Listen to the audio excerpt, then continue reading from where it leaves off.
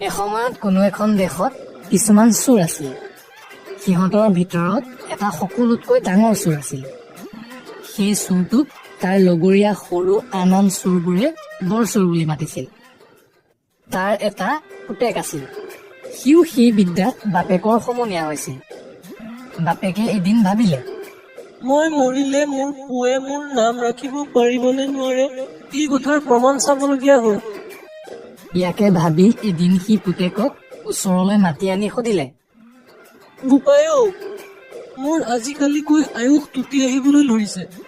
পাছে তই জানা মোৰ পু বুলি চিনাকি দিব পাৰিবি আৰু বংশৰ নাম ৰাখিব পাৰিবি?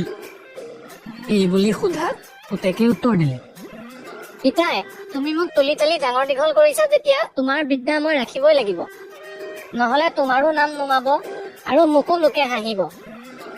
এই কথা শুনি বাপেকে ৰং পাই ক'লে,